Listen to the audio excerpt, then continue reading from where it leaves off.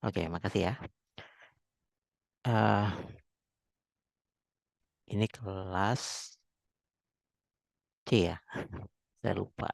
Oke, yang hari Selasa kan kemarin kita nggak ada kuliah ya, jadi teman-teman kelas C belum presentasi tugas kedua. Jadi nanti mohon minggu ini dijadikan saya jam pengganti ya untuk teman-teman bisa presentasi tugas kedua. Mudah-mudahan nanti sore saya coba. Sorry, saya belum ngirim rekap nilainya ya. Oke, nanti setelah ini ya saya kirimkan. Oke, untuk yang sekarang kita lanjut ke materi ketiga. Atau mungkin materi terakhir sebelum UTS 2 minggu lagi gitu ya. Jadi minggu depan teman-teman masih presentasi tugas ketiga. Minggu depannya baru kita UTS di jadwal yang sudah ditetapkan oleh MIPA gitu ya. Nah, materi ketiga ini kita berbicara tentang pohon khusus ya, yang namanya graf khusus yang namanya pohon gitu ya. Jadi istilahnya pohon namanya gitu ya. Oke. Nah, pohon ini adalah graf ya. Yang pertama, dia sederhana. Jadi nanti tugas ketiga teman-teman harus dicek dulu graf yang dibawa atau uh, ditunjukkan oleh materi catatan angka itu apakah graf sederhana, terus dia harus terhubung dan dia tidak boleh, sorry itu kok masih jadi plus.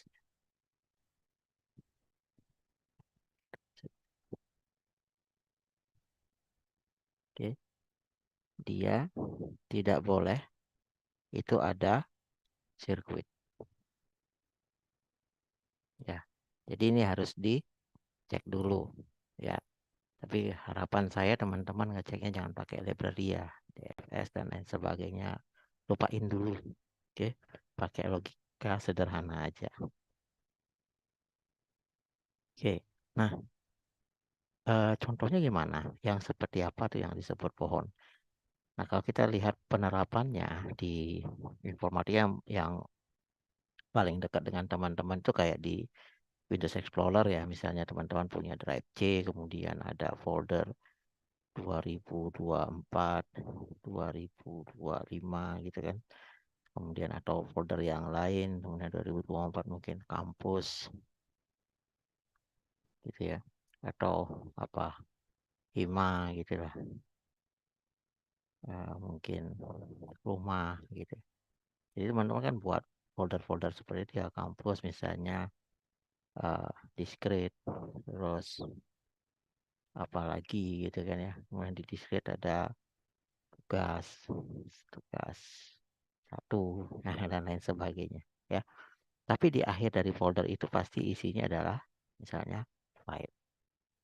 Bisa dalam bentuk Word, bisa dalam bentuk Excel, dan lain sebagainya kan gitu kan.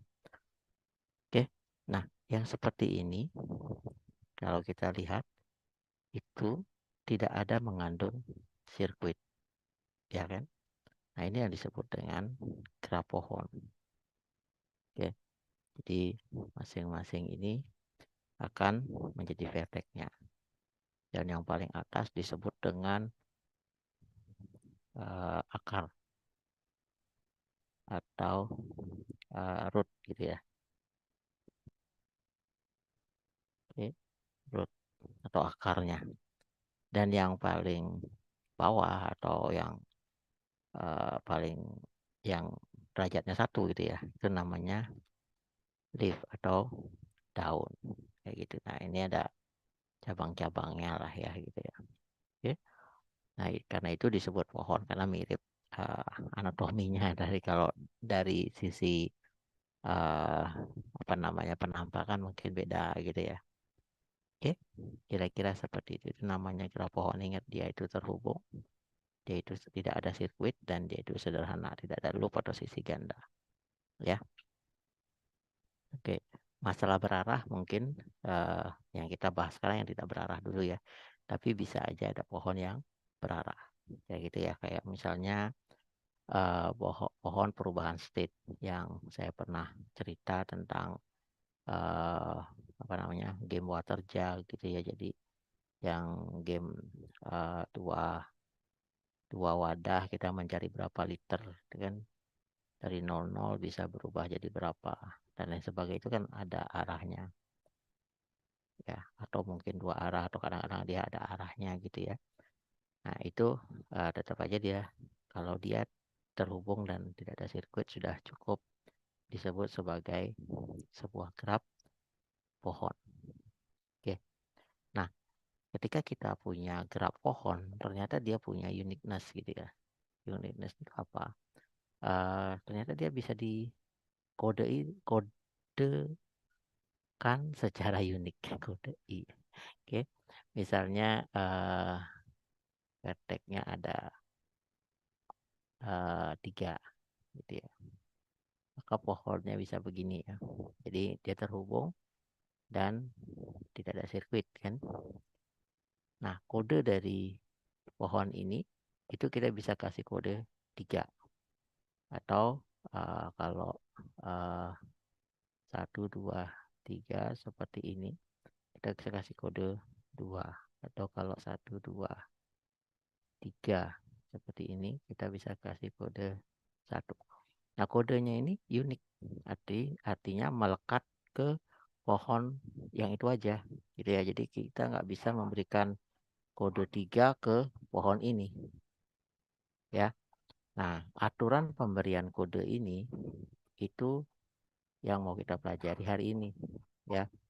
Jadi yang kita mau pelajari adalah aturan bagaimana aturan bagaimana memberikan kode pohon ya. Jadi kita lihat manualnya dulu. Secara manual ini namanya metode prover ya. Jadi pengkodaan pohon. Anggap saya punya pohon sembarang 2, 3, 4, 5, 6, sini lagi 7. Nah, kayak gitu ya. Oke. Nah, ketika kita mau buat kodenya, yang kita lakukan pertama adalah kita mencari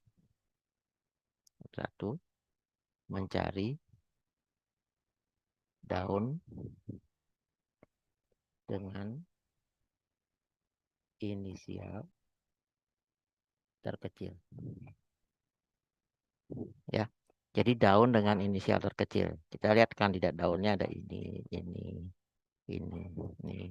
ini gitu ya. Nah, inisial terkecilnya ada di 1. Oke. Ya, kita sebutlah namanya VT. Oh, sorry. VT gitu ya. Oke, tunggu bentar ya.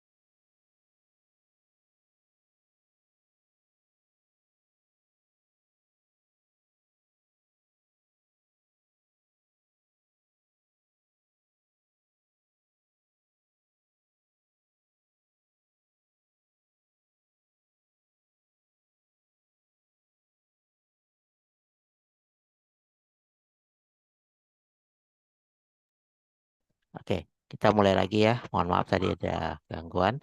Jadi tadi kan kita sudah menemukan daun dengan inisial terkecil.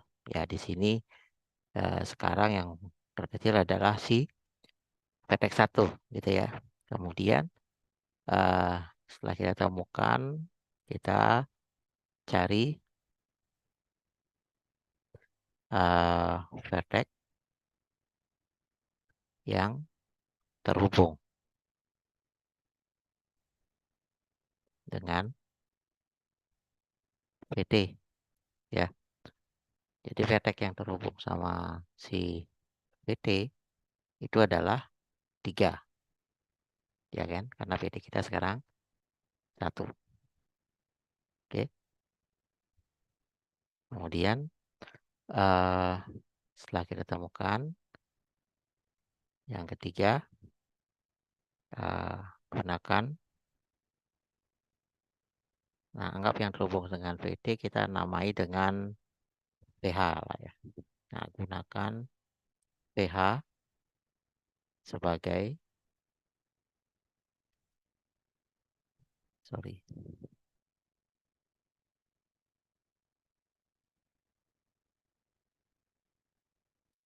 ya, sebagai nama pada digit saat ini.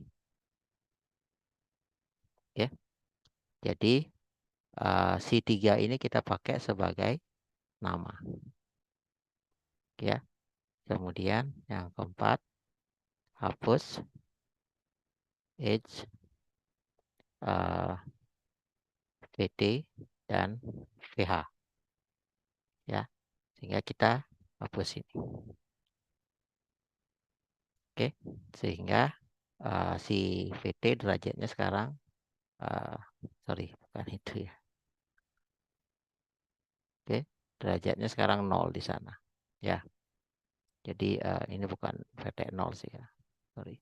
Tapi derajatnya 0. Dia tetap VT 1, cuman dia punya derajat 0 kan gitu ya. Oke.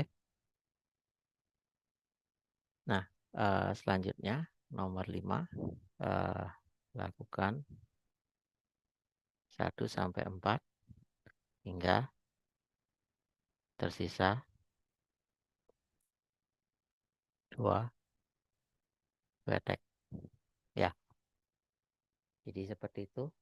Sehingga kita lanjutkan misalnya secara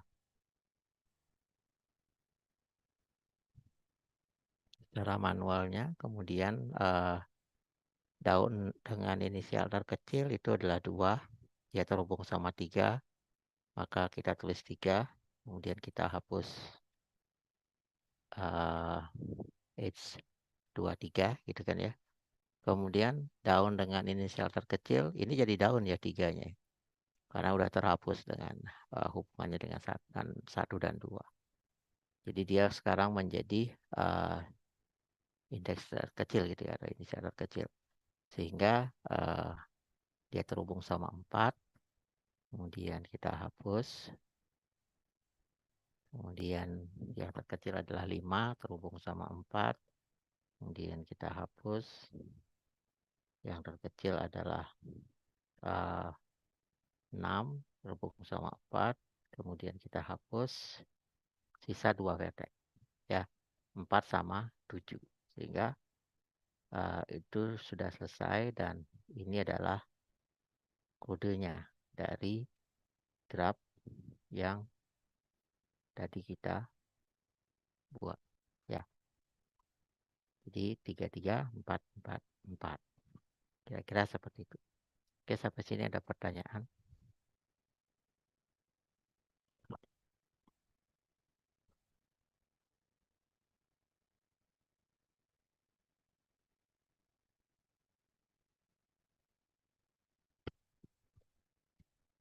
Oke, silakan Krisna ya.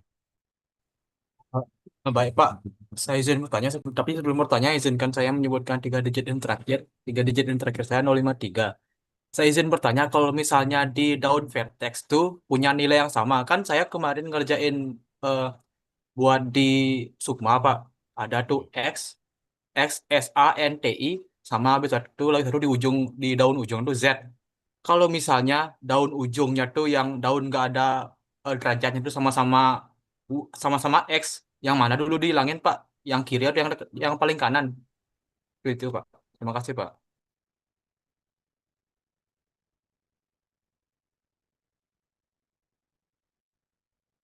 Oke, tunggu bentar. Saya nyatet NIM-nya. Oke, eh ya, ada sedikit apa namanya kebingungan memang ketika ya ntar coba saya bahas ke arah sana ya. Memang apa namanya eh di Sukma saya ada memberikan contoh gitu ya penggunaan konsep kode pohon ini untuk salah satunya ke arah kriptografi gitu ya. Itu pernah saya lakukan sebagai tugas soalnya ya. Jadi ketika anggaplah saya punya graf begini gitu ya. Nah ini aman. Kenapa? Karena tidak ada vertex yang sama. Jadi selama kita membuat graf, sebenarnya kita nggak pernah membuat vertex yang sama kan ya. Jadi sama identik kan ya. Jadi ada vertex 1, 2, 3, 4, 5 kan gitu ya. Jadi A, B, C dan seterusnya. Nah, cuman ketika misalnya ini adalah Santi, anggaplah Asta gitu ya. Ya, maka di sini ada S yang sama, A yang sama. Sehingga anggap ketika kejadiannya ini sudah dihapus. Nah, ini kita mau ambil A yang mana? A yang di sebelah kiri apa kanan? Kira-kira gitu ya, Krisna ya, pertanyaan. Iya, Pak. Oke, jadi eh mohon maaf nanti saya coba cek lagi ya. eh apa namanya soalnya. Ya kalau seperti ini di dalam tugas saya yang dulu itu memang saya tetap labeli ya. Jadi ini S1, ini A1, N1, T1, I1, A2, S2, T2, A3. Tetap seperti itu sehingga eh ininya dia unik apa namanya vertexnya dia unik sehingga dengan seperti itu ketika kejadiannya begini berarti yang diambil adalah tetap A1 ya karena di sini kan A3 dia ya kira-kira seperti itu jadi mungkin di dalam soal itu belum terlalu dijelasin ya mohon maaf nanti coba saya cek lagi oke. Dan satu lagi, Pak, untuk melebelinya itu memang harus dari kiri atau dari kanan atau bebas dari tengah bisa, Pak? Untuk melebeli 1, 2, 3, 4, 5, 6, 7, 8, 9, 10 itu, Pak. Eh, Tergantung kita ininya kan apa namanya ketika kita buat model kriptonya itu kan anggaplah ketika saya mau mengirim kayak tadi Santi Asta ya tentunya saya nggak akan ngirim cuman ini aja apa namanya cuman untayan ini aja untayan karakter Santi Asta aja tapi saya juga harus kan nanti kalau Santi Asta ini kemungkinan besar dia akan jadinya T2 RST berarti A1 eh, kemudian N1 eh, N sama ya N sama T mana duluan. Nah, kira-kira kan jadi begini ya. Nah, yang dikirim oleh server apa namanya kripto itu kan tidak hanya itu, dikirim juga himpunan semua karakter yang muncul. Ya, semua karakter yang muncul juga dikirim dan juga eh, apa namanya eh ya tadi pertanyaan tadi ya. Misalnya yang dikirim juga S1, A1, N1, T1, I1 kan gitu ya. Jadi ini juga dikirim untuk bisa membuat kode TAN ini menjadi balik ke eh, apa namanya ke bentuk semulanya gitu. Ya, kira-kira seperti itu. Jadi karena eh, berbeda dengan contoh kita yang tadi, kalau di sorry, nggak mau. Nah, oke. Kalau yang di sini ya kita cukup menyepakati kalau eh, apa namanya si vertex itu vertex awal tuh bermulai dari 1 atau mulai dari 0 inisialnya gitu ya. Tapi kalau misalnya kita pakai untuk undayan huruf kayak tadi, kan kita harus sepakati huruf yang dipakai apa, ya kan? Apakah semua huruf atau hanya kayak tadi kan Santi Asta itu ada hanya berapa huruf aja yang ikut gitu kan ya. Sehingga untuk rekonstruksi baliknya itu gampang gitu. Kalau yang ini kan karena dia unik ya, cuma pakai angka itu lebih mudah gitu ya. Oke, oke, makasih ya pertanyaannya Krisna. Jadi, Ya, baik Pak, terima kasih banyak Pak. oke, itu hanya salah satu contoh dulu begitu saya diminta membuat ide sederhana untuk membuat teknik kriptografi, kepikirannya adalah konsep dari pewarnaan ini, kayak gitu ya. Di eh, tidak tidak harus pewarnaan dipakai untuk itu gitu kan ya, dan pewarnaan tidak hanya dipakai untuk itu, bisa yang lain juga. Salah satunya ya kita mau mengoptimasi penggunaan memori ya, daripada kita menyimpan graf pohon itu dalam bentuk matriks ketetanggaan, mungkin kalau kita bisa menyimpan dalam bentuk kode pohonnya itu jauh lebih uh, oke kayak harusnya kan gitu ya. Nah, uh, setelah itu kan kita udah punya nih apa namanya desain algoritma kita gitu kan ya.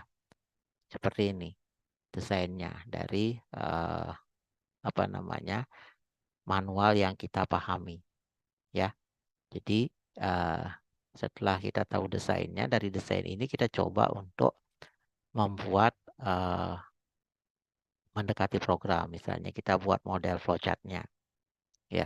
Kalau kita buat model flowchartnya, di sini kan di algoritma kita diminta mencari daun ya, sehingga kita perlu menyiapkan eh, apa namanya wadah atau variabel gitu ya, yang menyimpan derajat, karena daun itu yang adalah vertex dengan derajat 1 gitu kan ya, sehingga kita perlu variabel v. Mungkin nanti ini inisialnya bisa kita pakai nama vertexnya ya, 3, 4, 5, 6, dan 7 misal seperti itu ya, yang berisi uh, apa namanya informasi derajatnya. Misalnya kalau kita lihat di sini berarti 1 itu punya derajat 1, 2 itu 1, 3 itu 3, 4 itu 4 kebetulan ya. Terus 5 itu 1, 6 itu 1, 7 itu 1 kan gitu ya. Oke. Nah, dari sini kan kita bisa nanti menjalankan tujuan kita di langkah pertama, yaitu mencari daun dengan inisial terkecil, sehingga daun itu adalah yang derajatnya 1 terkecil, karena ini sudah ascending inisialnya, jadi berarti yang nilainya 1 yang pertama kan gitu ya. Oke.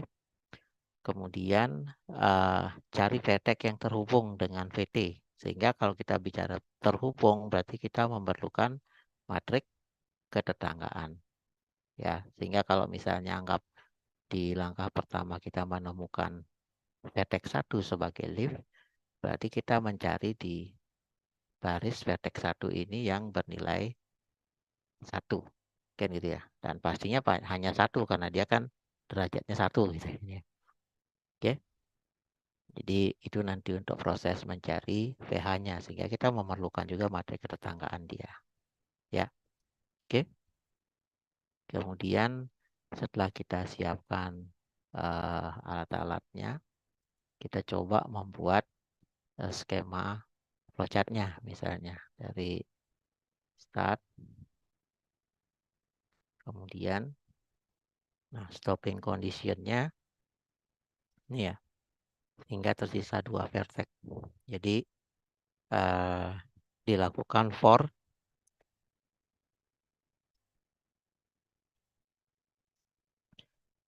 for sejumlah vertex ya. Jadi misalnya I selama I lebih kecil dari N-2, jadi N itu banyaknya vertexnya misalnya.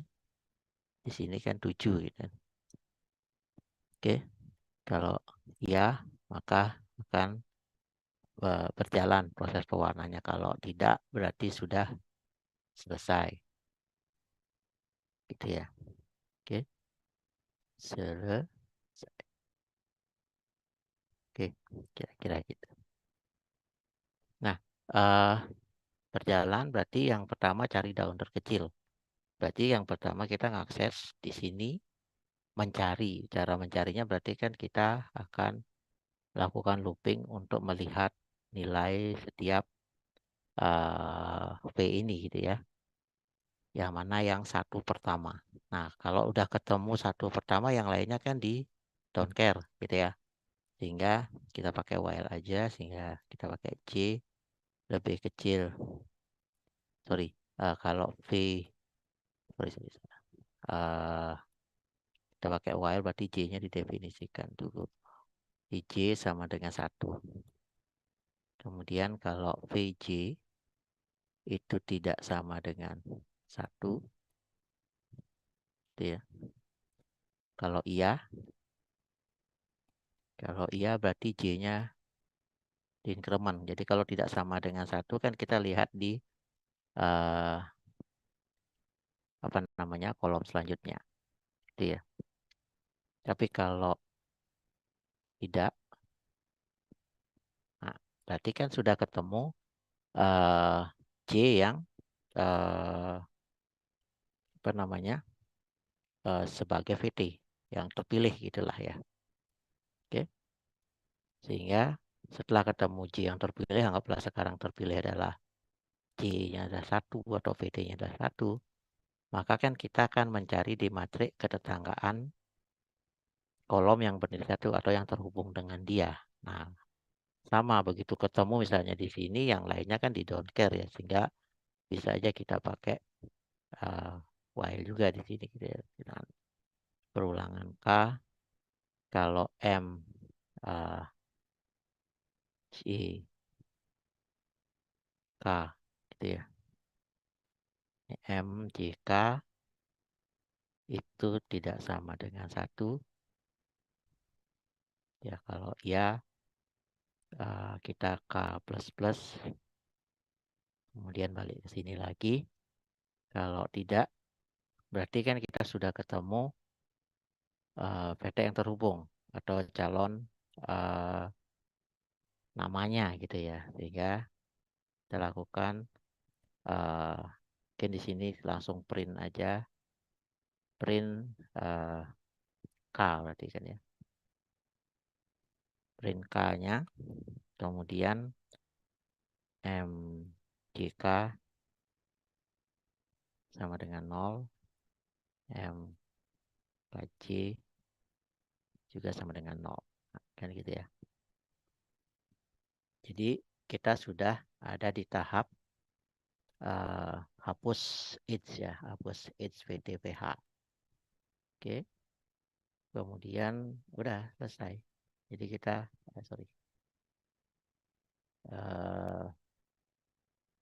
kita tinggal menghubungkan dengan perulangan akhirnya ya, dengan I-nya gitu kan.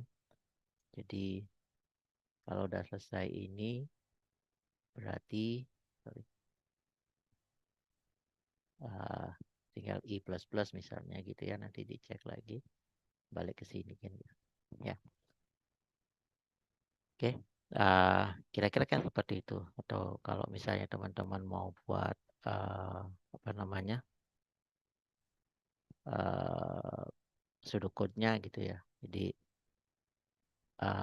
sebelumnya mungkin teman-teman harus lihat ya, ada proses perubahan dari logika dengan bahasa sederhana. Kemudian kita membutuhkan alat bantu variabel untuk menerjemahkannya, dan dia berubah menjadi flowchart ya, satu per satu stepnya. Oke, Uh, jadi nanti di tugas ketiga, maksud saya ingin teman-teman lebih menjelaskan proses, bukan menjelaskan setiap baris perintah di code. Ya, agak beda seperti itu. Jadi kalau proses kita belum belum kebayang nih code-nya seperti apa.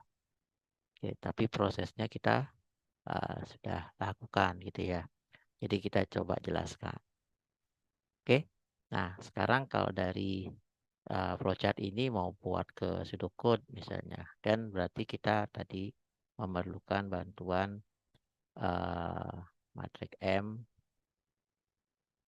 dan array V gitu ya. Oke, ini mungkin di uh, ini apa namanya deklarasikan dulu, kemudian setelah itu kita akan uh, apa namanya oke ini proses deklarasinya belum berarti ya. Di sini M sama V ya. Di sini start. Oke. Nah, kita kan baru nyampe di sini nih. Kemudian ini tadi kita mau pakai for integer. Apa boleh pakai while boleh aja sih. I sama dengan 1, I kurang dari sama dengan N, N2, ya, I plus plus gitu ya. Oke. Kemudian kita ke sini karena pakai while kita deklarasikan penjajah while-nya C sama dengan 1. Kemudian uh, apa namanya kondisi untuk while-nya jika atau bukan jika ya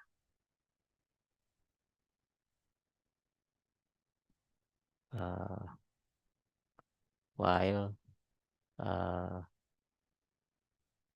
PJ D2 sama dengan 1 gitu ya, J plus plus.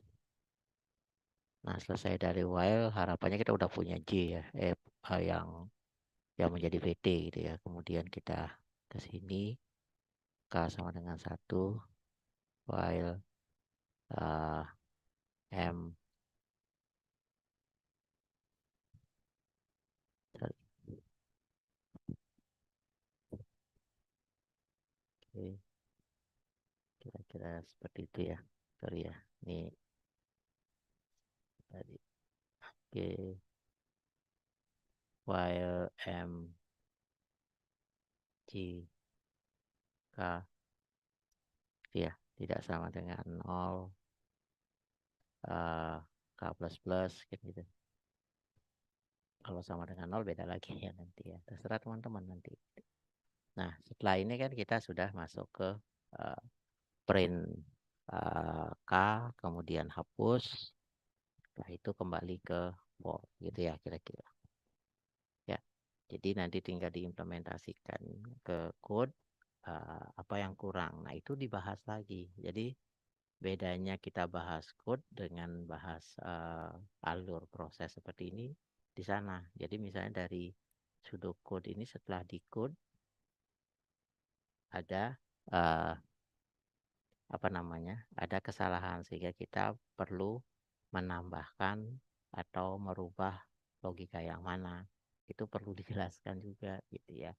Jadi uh, itu yang sebenarnya ingin saya uh, lihat dari tugas kelompok teman-teman ya, sehingga seringkali kalau teman-teman hanya menjelaskan kode atau apalagi menjelaskan teori itu seringkali saya apa namanya scroll gitu ya atau saya seret gitu ya videonya. Nah, itu yang menyebabkan kemarin tuh mungkin ada beberapa kelas tuh saya agak cerewet, tolong uh, di setiap part dari video itu kalau teman-teman berbicara teman-teman tampilkan wajah teman-teman sudah bagus, video wajah teman-teman, tapi juga tolong dilengkapi dengan NIM teman-teman. Karena saya seret, walaupun saya teman-teman uh, udah memperkenalkan diri di awal bicara gitu ya, tapi kan nanti saya lagi tertariknya di tengah-tengah dari pembicaraan teman-teman kan saya bingung juga ini siapa gitu ya. Jadi tolong apa namanya, difasilitasi seperti itu. Ya. Nah, jadi tahapan-tahapan yang seperti ini yang saya minta di video tersebut ya. Jadi dari manual, terus bagaimana kok bisa jadi algoritma sederhananya begitu. Dari algoritma sederhana kenapa bisa jadi flowchartnya begitu dan seterusnya gitu ya. Jadi jangan dibalik alurnya. Kemarin masih cukup banyak ya kelompok yang alurnya masih dibalik gitu ya. Jadi menjelaskan kode program ya. Jadi menurut saya sih nggak bukan gitu maksudnya ya, bukan seperti itu. Dan juga tolong jangan menggunakan library. Jadi saya mohon jangan menggunakan library, pakai logika dasar aja. Oke, sampai sejauh ini seharusnya teman-teman sudah memiliki program untuk penamaan pohon. Mungkin ada pertanyaan, silakan. Oke, silakan, Mas Surya ya. Pak, izin. Suara saya terdengar, Pak, sebelumnya? Oke, terdengar, terdengar. Baik, jadi perkenalkan nama saya Maha dengan digit yang terakhir 052. Mungkin saya mau nanya sedikit aja, Pak, di bagian akhir di flowchart-nya itu, Pak. Oke. Kan tadi di flowchart itu ada kita mprint, maaf, print K. Habis itu di bawah itu ada MJK sama dengan 0 sama MKJ sama dengan 0. Kenapa kita harus ngebalik, Pak, antara MJK sama MKJ itu, Pak? Oh, M itu kan matrik ketetanggaan ya. Di Iya, sini kan karena dia graf tidak berarah, sehingga MKJ sama NJK kan sama-sama satu ya kalau dia terhubung. iya, Nah, kita mau ngapus edge itu kan dihapus dua-duanya dari sisi baris kolom sama kolom barisnya kan. Jadi iya. kan itu sih tujuannya. Hmm, Pak, Ya, jadi kan misalnya kalau dia antara 2 sama 3 ini kan terhubung. Nah, kalau seperti itu kan biasanya 3 sama 2 juga pasti akan terhubung kan karena matriknya simetris kan. ya. Hmm, kira-kira seperti itu. Baik, Maksudnya. Pak. Terima kasih. Oke, Baik, Pak. oke. Terima kasih, Pak. Oke, sub-sub. Ya, oke. Eh, kira-kira seperti itu ya. Ada pertanyaan lagi?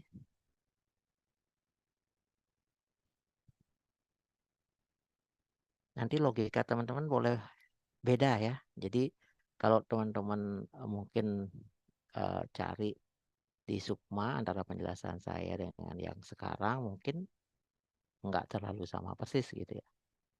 Jadi ya tergantung kapan kita ngecode dan bagaimana logika kita saat itu kan gitu ya. Jadi yang penting kan secara garis besar metodenya sudah kita kuasai. Oh seperti itu. Jadi sekarang untuk membawa metode itu ke program ya kalau dosen pemrograman biasanya disebut proses itu black box gitu ya. Jadi terserah gayanya programmer seperti apa gitu. Yang penting hasilnya valid ya. Oke, makanya kalau bisa jangan menggunakan program orang. Jadi kalau teman-teman mau belajar itu ya coba buat program sendiri karena pasti logikanya akan original dia gitu ya. Dan kita tahu salah kita di mana, benar kita di mana. Kalau pakai program orang jadi agak kurang oke lah. Artinya analoginya kayak tadi lah mungkin saya sempat bicara kalau kalau teman-teman belajar penjumlahan gitu ya, anak kelas 1 SD itu belajar penjumlahan atau perkalian, kemudian dia akhirnya menggunakan kalkulator, tentunya hasilnya valid tapi dia nggak tahu logika atau cara untuk menjumlahkan seperti apa. Oke, hasilnya valid. Sama dengan teman-teman kalau belajar pemrograman pakai library gitu ya, hasilnya pasti valid. Kalau nggak mungkin dijadikan library ya. Tapi jadinya teman-teman nggak tahu atau proses belajarnya yang kurang sesuai dengan harapan kan gitu ya.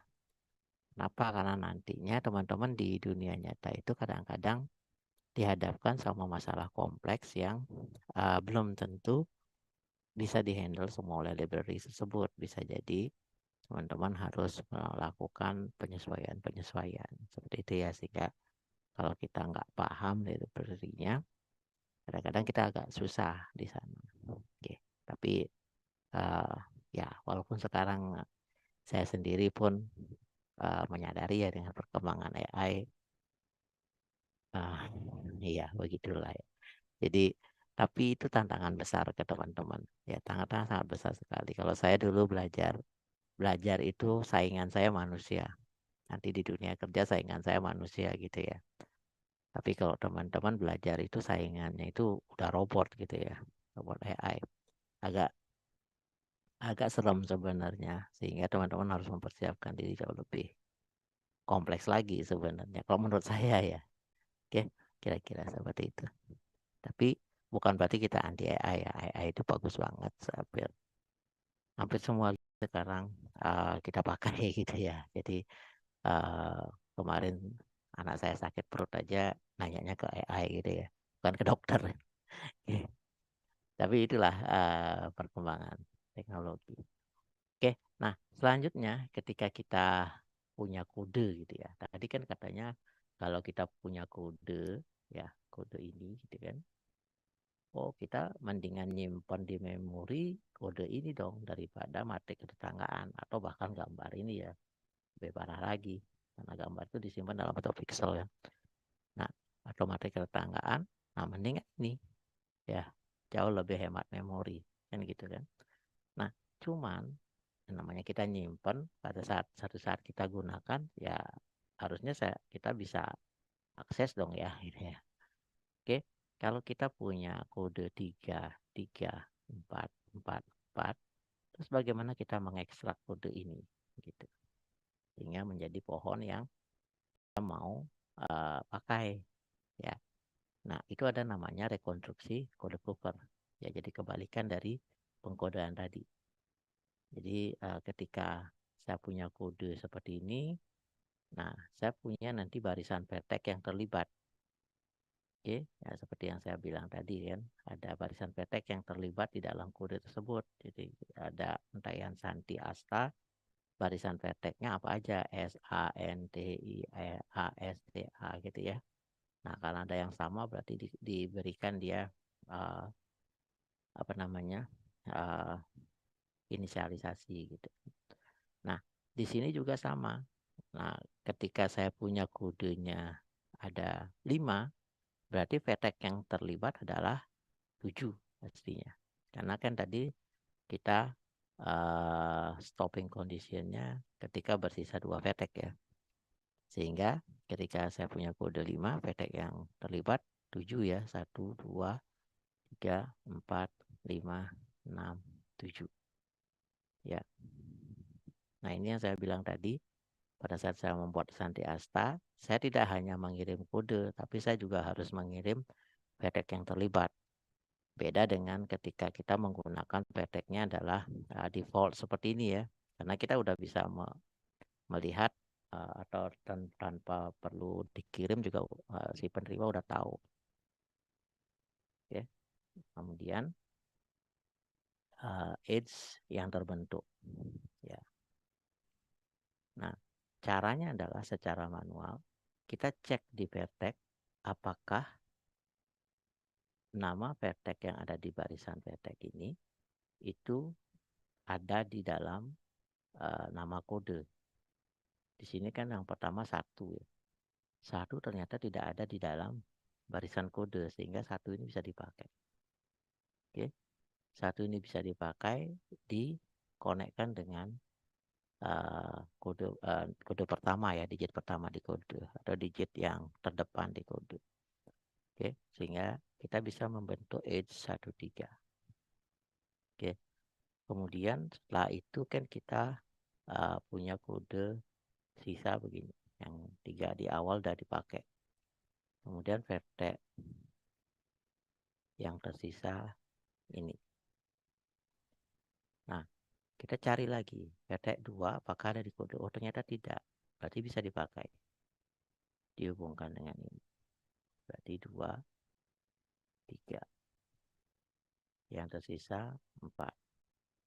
Sini 3, 4, 5, 6, 7. 3, apakah ada di kode? Oh tidak, bisa dipakai. Dihubungkan dengan 4. Sisa kodenya seperti ini. Oke, 4. Ada di kode enggak? Oh ada, berarti kita loncat ke 5. Jadi kita mencari nama VTX pertama yang tidak ada di kode. Ya. Nah, berarti 5 bisa dipakai dihubungkan sama kode terdepan. Jadi 4, 5. Sisa 4, di sini sisa 4, 6, 7. Nah, sama 6 sama 4. Jadi 4, 6. Nanti sisa 47. Sini hilang kan? Habis. Nah, sisa 47 juga akan menjadi edge yang terakhir. Ya. Jadi, kalau kita buat grafnya 1 sama 3. 2 sama 3. Kemudian 3 sama 4. 4 sama 5. 4 sama 6. Dan 4 sama 7.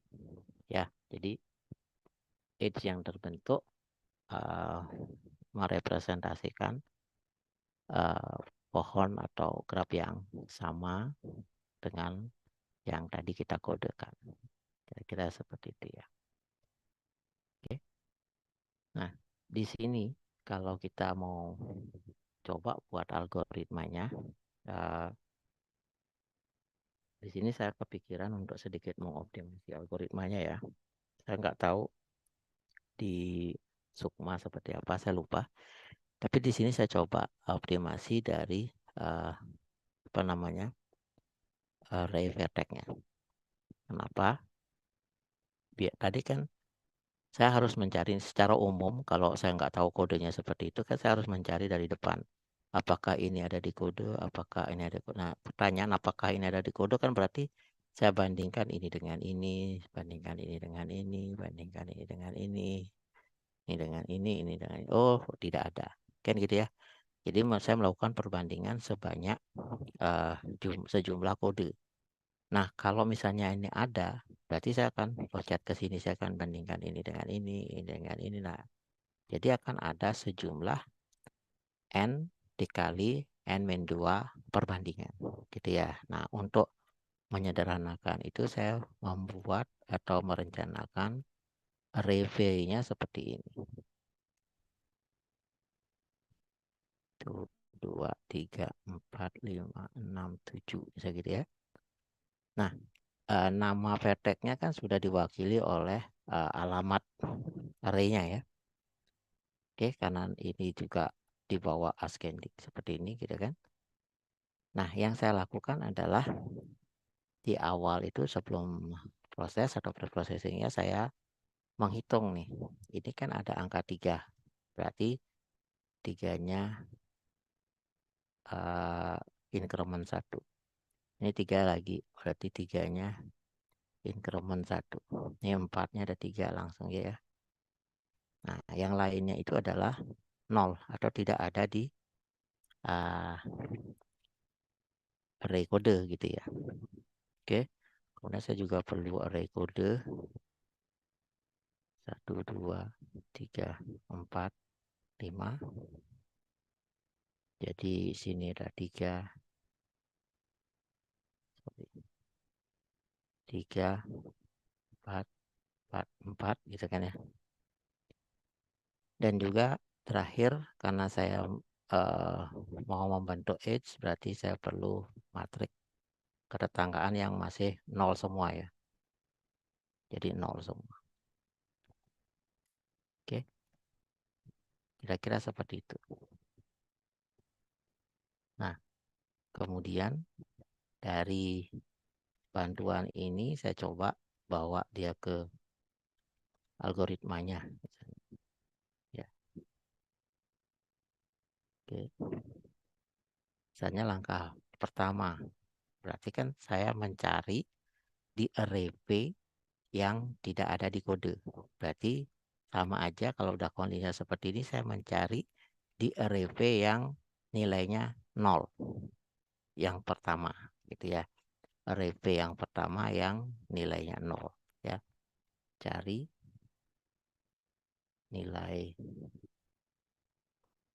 P I pertama yang bernilai 0. Kan gitu. Jauh lebih cepat daripada kita harus melakukan perbandingan satu-satu seperti itu ya. Oke. Nah, setelah ketemu, jadi kan ketemunya itu ada di ketemunya itu ada di ini ya. Sebagai vertex yang atau yang tidak ada di kode gitu ya. Vertex pertama yang tidak ada di kode. Kemudian kita menghubungkannya dengan vertex pertama yang ada di kode. Jadi yang kedua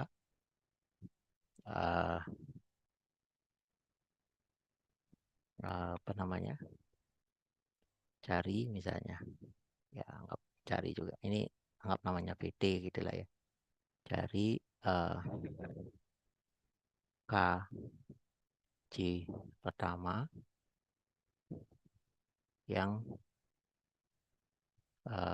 masih belum terpakai ya. Saya pakai bahasa terpakai karena nanti setelah digunakan mungkin kita akan ubah dia sehingga menggampangkan proses pencarian ya. Kemudian yang ketiga set M ini mungkin VH ya, MPT VH sama dengan 1 ya. Dan juga mungkin biar lanjut ya, M VH PT juga sama dengan 1 ya. Jadi kita sudah di tahap tersebut. Nah, selanjutnya adalah mau ke iterasi selanjutnya kita menghapus biar tidak kepakai lagi VT dan PH yang tadi. Maka langkah keempat saya set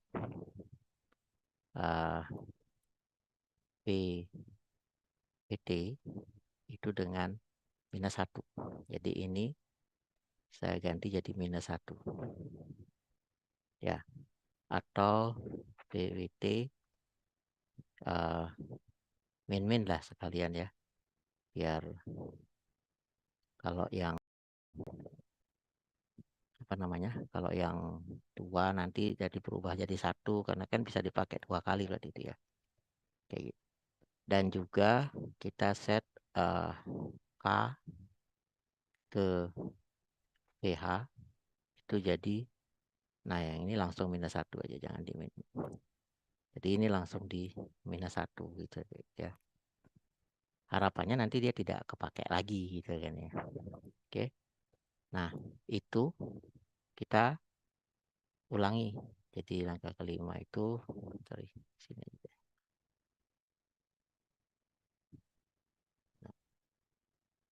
Langkah kelima kita lakukan 1 sampai 4 sampai sejumlah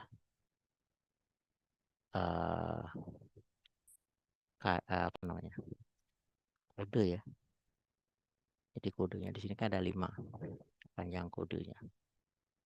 Dan yang keenam setelah selesai itu kita set juga VT dan VH yang tersisa di V ya, kan nanti kan ada sisa 2 itu ya. Jadi terakhirnya ini kan ada sisa 2. Nah, ini juga harus di set ke age gitu. Oke. Maksudnya seperti itu. Oke. Nah, kita udah punya nih seperti ini. Jadi algoritma yang kita buat Sampai sini mungkin ada pertanyaan dari teman-teman.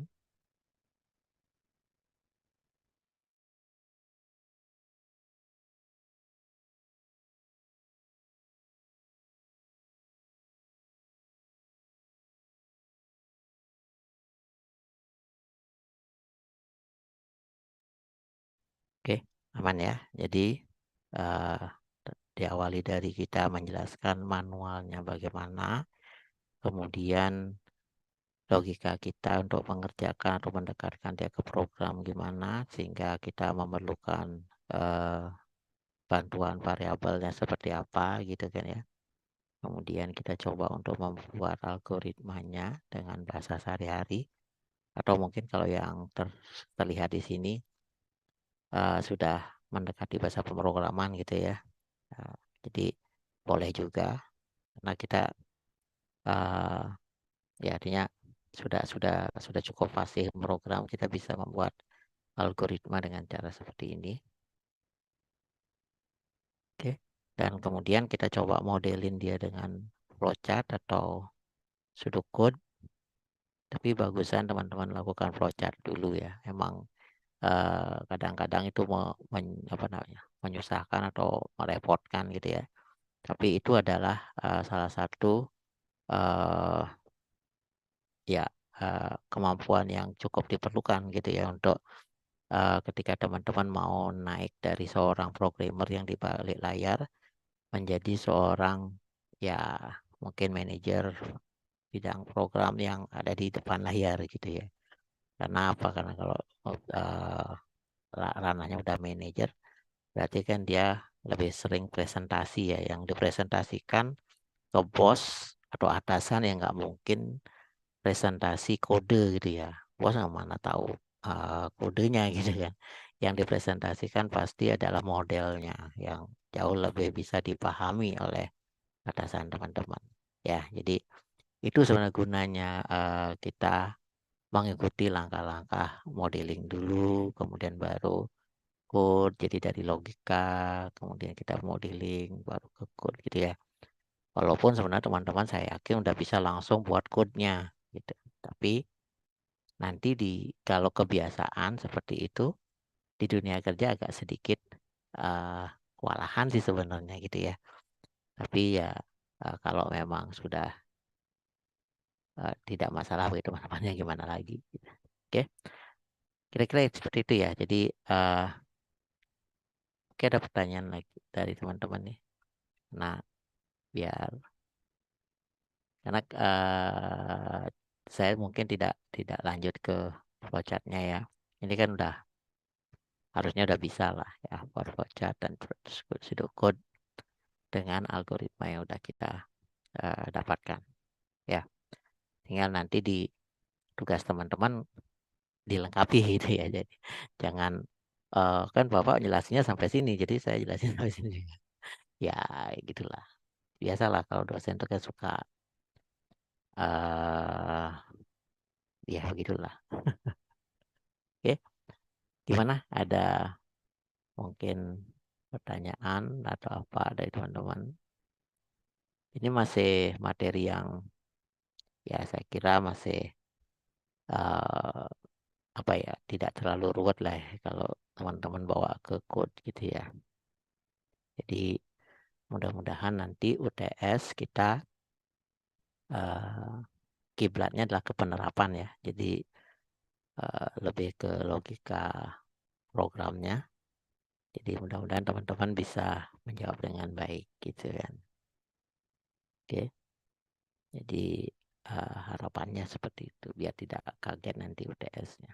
Karena soal UTS kan nanti di apa namanya? Diawasi juga ya oleh pihak prodi, sehingga tetap aja kita harus membuat UTS yang sesuai dengan rencana pembelajaran kita gitu ya. Jadi karena di sini kan di RPS kita hampir 90% pemahaman dan penerapan algoritma gitu ya. Makanya eh, harapannya ya lebih ke arah itu soal. Oke, gimana? Apa perlu nih saya lanjutin ke flowchartnya? Enggak ya?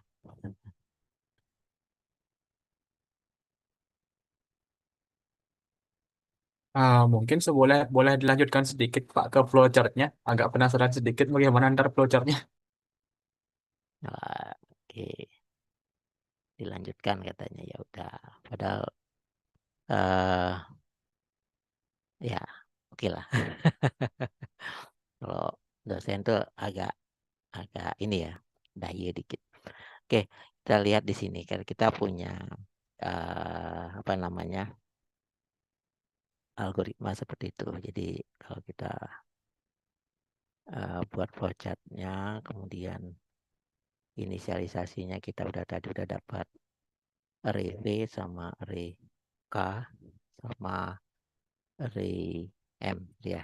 Ini M-nya masih kosong, ingat ya, bukan matrik ketersangkaan yang sudah isi. Oke.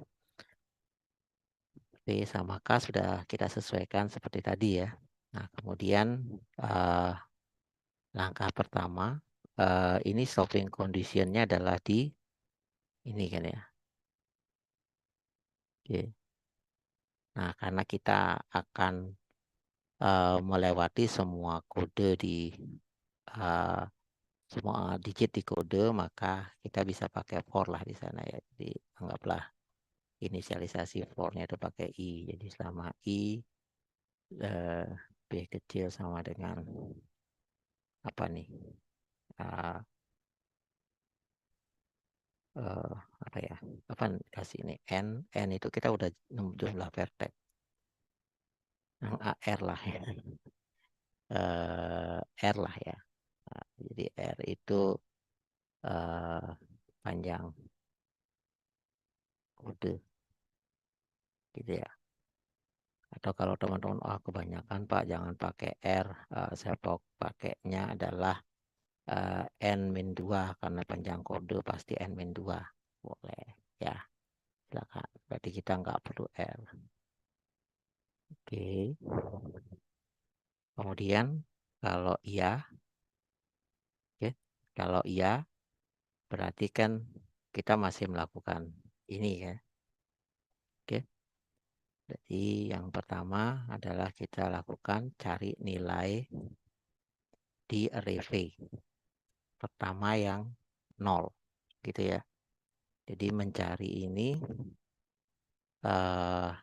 kalau kita pakai while boleh, misalnya anggap saya J sama dengan 1.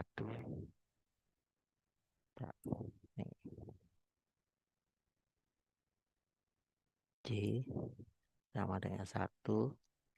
Kemudian kalau V ke J itu sama dengan 0 gitu ya. Kalau V ke J-nya sama dengan 0, kalau iya, nah, kayak gitu, ke sini. Kalau tidak, berarti J++ balik ke sini. Gitu kan ya. Kalau J-nya sama dengan 0, berarti kita udah punya kandidat edge kita ya. Satu vertex sudah kita punya. Tinggal cari vertex temannya gitu ya di array K. Ya. Nah, array K berarti kan kita nyari yang tadi kita kasih dia apa namanya, kalau kita udah pakai kita ubah dia ke -1 gitu ya. Oke. Jadi tetap mungkin kita pakai while, anggap pakai M ya, M sama dengan 1. Nah, kalau misalnya K ke M, sorry, K ke M itu bukan -1, itu mungkin ya, bukan -1, maka kita pakai ya. Kalau iya, berarti M-nya kita increment. Oke. Kalau dia bukan -1, berarti kan masih bisa digunakan. Dan kita udah dapat, kok ruwet sekali ya, sorry. Kita udah dapat pasangan vertexnya dari si C tadi gitu ya. Oke. Yaitu, ingat bukan M-nya ya, pasangan vertexnya, tapi KM-nya. Oke. Sehingga kita melakukan pencatatan H di M ke J K M gitu ya. M gitu ya, sama dengan 1. Ya, dibalik juga jadi K M J sama dengan 1. Jadi kita melakukan itu. Kemudian kita menghapusnya, berarti V ke J itu di decrement dan K ke M itu diisi dengan -1. Nah, kira-kira kan begitu. Ya. Nah, setelah ini selesai, berarti kan kita sudah ada di langkah keempat ya. Nah, berarti langkah kelima kita balik lagi untuk update I-nya, kan gitu kan. Oke. Sehingga mungkin I++, kemudian kita balik ke, oh sorry, berarti harus ke sini ya. Oke, kayak gitu. Nah, kalau udah selesai, karena misalnya ini tidak gitu ya, maka kita lakukan langkah terakhir, yaitu sisa yang di J. Berarti sisa yang di J itu yang bukan minus ya. Karena nanti terakhirnya kan kalau udah dipakai dia jadi minus semua gitu kan. Nah, kita cari yang masih apa namanya, nilainya 0 kayak gitu ya kira-kira ya. Oke. Ini berarti ada perulangan lagi, atau mungkin kalau teman-teman mau optimal mungkin di saat ini ada pencatatan gitu ya, J mana aja yang udah terpakai ya, sehingga kita nggak perlu melakukan perulangan. Oke, kira-kira seperti itu, hampir mirip kok flowchartnya ya, kira-kira flowchartnya begitu. Nanti salah-salahnya kan kita perbaiki lagi, namanya juga baru membuat gitu ya. Oke. Kira-kira seperti itu. Jadi apa namanya, teman-teman bisa mengenerate atau menjelaskan satu-satu dari algoritma kita, kenapa kok bisa berubah jadi flowchartnya begitu gitu ya. Jadi kemarin ada beberapa kelompok yang sudah meniru saya membuat dari kertas kosong gitu ya. Nah itu keren tuh, udah mulai berani gitu kan. Ingat, kita atau teman-teman tuh mahasiswa, salah benar itu belakangan ya. Yang penting berani dulu gitu ya dalam prosesnya. Karena yang namanya kita belajar, kalau kita udah pasti bisa, kenapa harus belajar kan itu ya.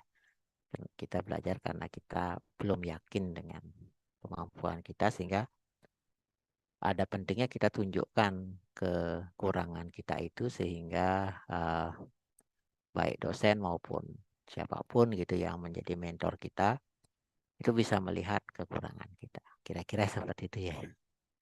Oke. Mungkin dari saya cukup. Dari teman-teman mungkin ada pertanyaan. Karena saya nggak mau satu arah ya, capek. Suaranya habis nanti. Mungkin dari teman-teman ada yang mau ditanyakan.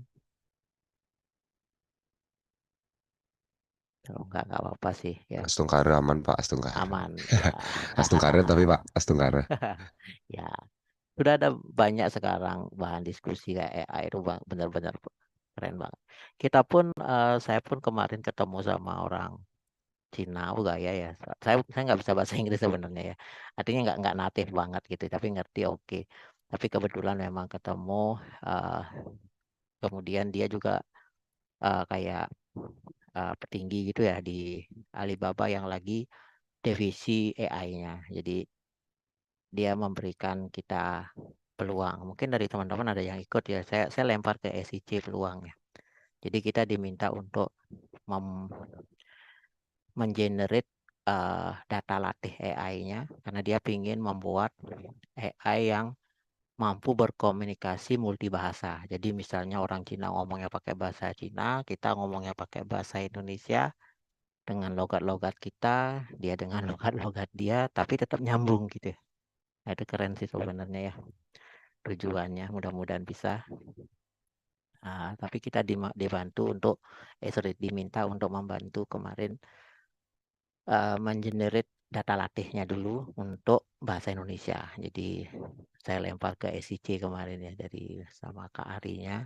Mungkin dari teman-teman ada yang diajak ya, saya nggak tahu karena dia minta 50 orang ya, untuk memberikan data latih masing-masing orang itu 20 jam uh, apa namanya voice recording dalam bahasa Indonesia gitu ya. Nah, kayak gitu kira-kira dunia ini nantinya anggaplah 5 tahun, 10 tahun ke depan belajar itu menjadi ya jauh lebih gampang sih sebenarnya ya. Tapi juga tuntutan kita untuk bisa mengalahkan teknologi ini, bukan mengalahkan ya, bisa di dalam teknologi yang seperti itu juga cukup menyeramkan gitu ya kalau saya sendiri ya. Tapi nggak apa-apa, artinya ini akan menjadi ilmu keilmuan atau kemampuan sumber daya manusia itu akan jauh meningkat ya. Jadi menjadi terpacu lagi karena pada intinya manusia itu adalah makhluk yang adaptable ya. Jadi kalau zaman dulu nggak ada kompor gas saja kita masih bisa masak gitu ya. Sekarang ya kalau nggak ada gas juga kita tetap bisa masak kan itu ya. Oke, kira-kira seperti itu. Jadi mudah-mudahan ini bisa dipahami, nanti teman-teman bisa diskusi lagi dengan teman, dengan mungkin internet dan lain sebagainya, dan bisa menghasilkan suatu karya video ketiga yang ya saya harus memberikan nilai 100 bisa jadi ya. Ya, artinya bukan berarti benar atau salah, tapi itu standar penilaian saya lebih ke prosesnya ya. Lebih ke prosesnya. Itu harus diingat, itu jadi benang merah, artinya menjadi highlightnya gitu ya. Jadi kalau teman-teman hanya menampilkan ini loh Pak kode saya dan saya jelaskan kode saya, itu terus terang maksimal 70% dari yang saya inginkan gitu ya. Jadi agak belum sebenarnya yang saya inginkan kayak gitu ya. Jadi yang saya inginkan adalah gimana prosesnya dan kalau bisa logika originalnya gitu ya. Karena kalau teman-teman menggunakan library atau apa itu saya udah langsung nggak terlalu tertarik gitu ya. Oke, saya pingin original ininya karena saya tahu saya pernah jadi programmer. uh, Ketika kita pakai logika original itu agak apa ya, agak jadi menantang gitu ya. Prosesnya di sana memang nggak terlalu optimal banget iya gitu ya. Kalau library kan udah dipelajari bertahun-tahun sehingga mendapatkan satu hal yang cukup optimal gitu ya. Tapi ketika kita pakai yang original itu lumayan menantang gitu jadinya gitu ya. Oke. Itu aja mungkin ini tambahan saya tetap memotivasi teman-teman tetap belajar semester 1 2 mungkin pemrograman desktop, 3 4 web base, 5 6 mobile base. Ya, semester 7 teman-teman sudah suhu lah di pemrograman ya. Oke. Mudah-mudahan bisa seperti itu. Tetap semangat ya, siapapun sudah bisa. Oke, makasih. Sampai jumpa di pertemuan selanjutnya. Ingat kasih saya jadwal jam tambahan untuk presentasi tugas kedua. Oke. Terima kasih Pak untuk hari ini Pak. Terima kasih, kasih, Bapak. Pak. Terima Terima kasih, kasih Pak. Bapak. Oke, saya izin end meeting ya. Selamat siang.